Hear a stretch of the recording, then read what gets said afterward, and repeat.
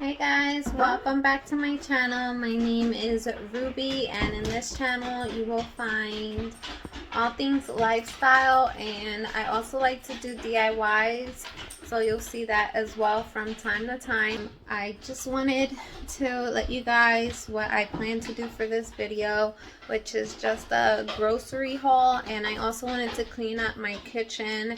The kitchen just always seems to never stay clean, as I'm sure it's the same for everyone else. So I'm just gonna go ahead and jump right into it. Alright guys, so this is what I purchased, the multi-surface cleaner pine salt. I love this. I always purchase this. I like to make my own, so I'll put some of this mixed with bleach in a spray bottle. I also just recently started using the Tide Pods, and this as well. I am obsessed with it. It just leaves your clothes smelling so good. So I really recommend this. Pizza rolls for the kids, so they have a quick lunch during the week. This grilled and ready chicken breast strips, they are so good. Really for anything, but I like to use it for chicken quesadillas. Broccoli, syrup, what else? Vegetable oil, sazon, spinach. My kids love this macaroni and cheese.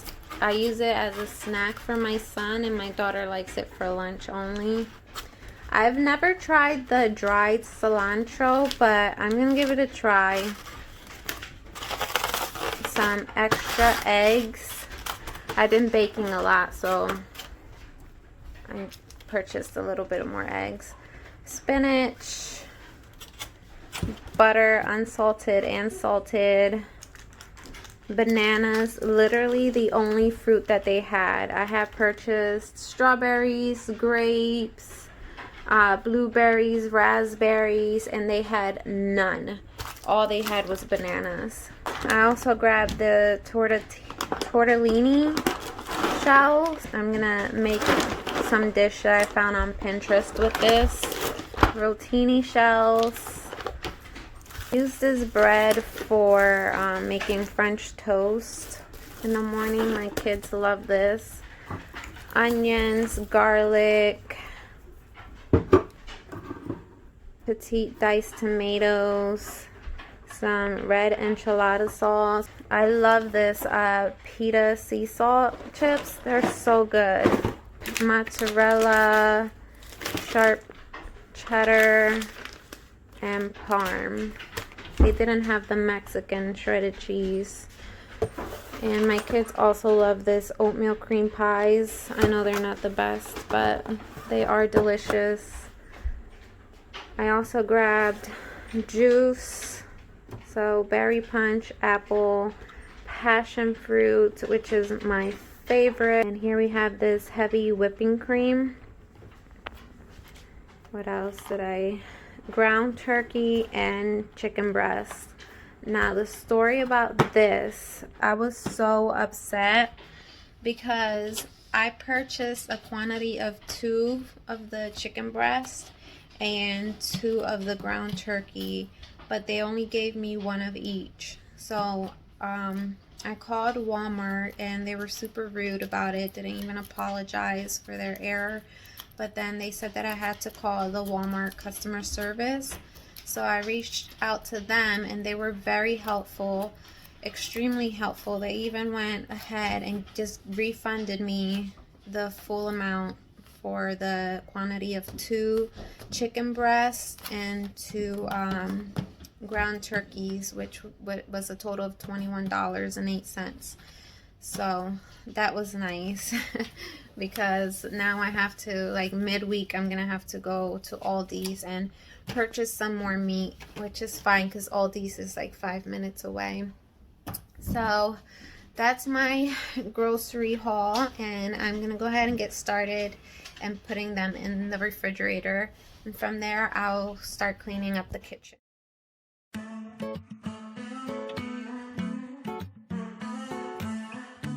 Alright, so here I am organizing all of the freezer stuff into the box freezer that I have. I honestly cannot wait until the day that I have an upgraded refrigerator.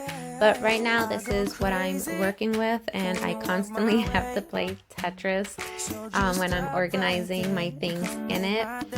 But I wanted to get you guys' recommendations as to what refrigerator you recommend. I have been looking at the refrigerators that have the freezer at the bottom, but it's kind of the same. It's just like the box freezer at the bottom versus the top. But that's where the conflict comes in, because I'm thinking, well, I really hate having to play Tetris when I'm putting my groceries away into the freezer that I have now. So what would be the difference with having the box freezer at the bottom, unless there's one out there that has like some type of organization system inside of it. And I've also looked at the ones that have the 2-door, but the freezer seems kind of small. I don't know. If you guys could just give me some recommendations, that would be so awesome and really much appreciated.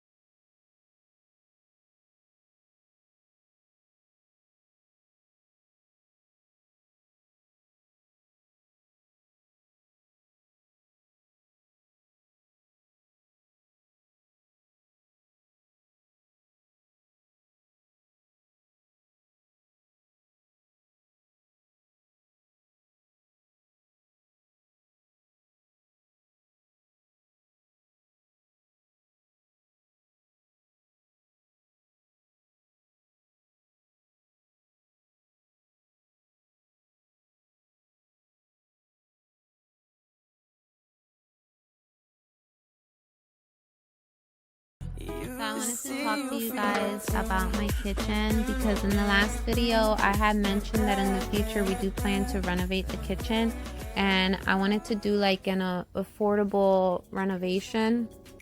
But every time I go into the kitchen, I can't help but to think about what my dream kitchen is going to look like. I spend a lot of time in this kitchen, so I just can't help but to think about it. So I've been on Pinterest a lot lately and just creating a vision board of what I want my kitchen to look like. And I really think that I finally have decided on what I want my layout of the kitchen to be like. So this window that's next to the sink, I want that to be taken out, and that section to just be closed off, so that we can move the stove over to where the sink is and have cabinets along that side. Then where the stove is, I would like that whole wall to be taken down so that I can have a kitchen island. And over where the single window is, that's where I would like the sink to be, along with the refrigerator next to it. I really think that it would just open up the space so it just doesn't feel so small. Now, I came across this antique cast iron drain board sink, and I think it's so beautiful and classic, but I also do like things to be modern in my home, because our home is a colonial home, so it's already old. It was built in the 1930s, which I don't mind because I like antique things, but I like a mix of both. So I went onto YouTube to see if anyone has added an antique sink into their kitchen but kept everything else modern, just to get an actual visual of what it would look like. And I couldn't find anything. Every video that I did find with an antique sink, they kind of just stuck with that 1930s, 1940s style, and that's not exactly what I'm going for. while I do think it is beautiful, it's just not something, it's not my dream kitchen. So I wanted to ask you guys what your thoughts are. If you think that my kitchen would look really nice with that layout, and if I kept everything modern and added that one antique piece, or if I should just keep everything modern. Let me know down in the comments below. You guys see this? I'm doing that jumping contest so I can try to not fall. Okay. Are you recording? You're picturing it? I'm recording you. I have to clean the countertop again. Why? You have your feet on it. Goofball. Are you gonna get off? No. No? It'll take a long time. You have to clean up your room. Yes, he does. And you have to take a shower. Oof! You heard? Oof! Yes! All right, no jump. Official.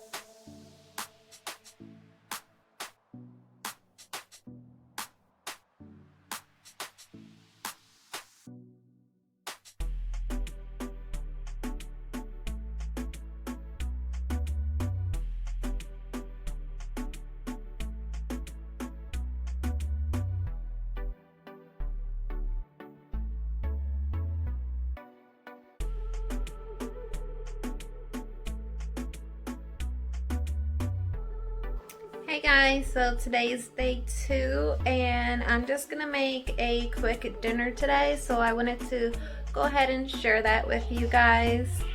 So let's just go ahead and jump right into it. Alright, so I already started with the tortellini shells. This is a 3 cheese, so I just added some water, salt, and a little bit of oil to soften it.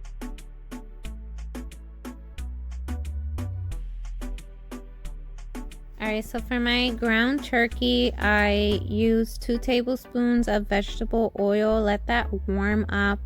Then I chopped up about a cup of chopped onions, added a half of a green pepper and 1 tablespoon of minced garlic, or you could use fresh garlic, that's what I used.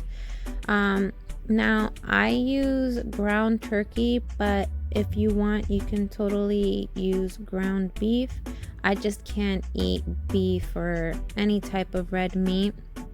I also added some black pepper, salt, and Italian seasoning to the ground turkey. I did not measure that. I kind of just coated the top layer of it with the black pepper, salt, and Italian seasoning, and let that cook until it was brown.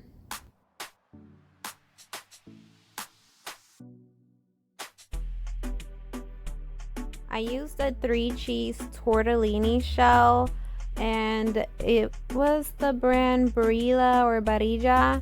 I also used this sauce. My brother has me hooked on it. It is really good. It's a little pricey, but so worth it. They have a bunch of different sauces, but I used the marinara for this dish. Then I went ahead and put everything into a baking dish.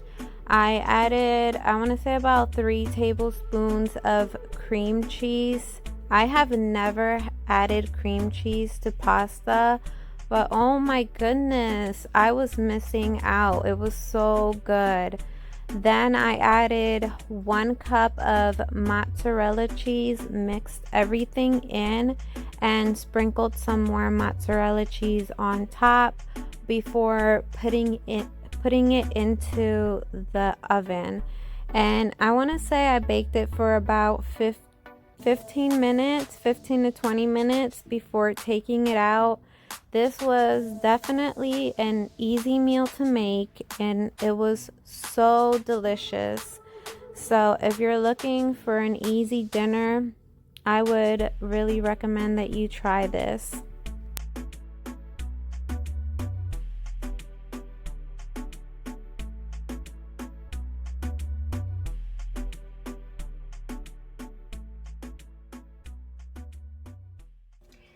Alright guys, so that's where I'm going to leave this video. I hope you guys enjoyed the video. If you did, please don't forget to like, share, and subscribe, and leave a comment down below. I really love to get comments.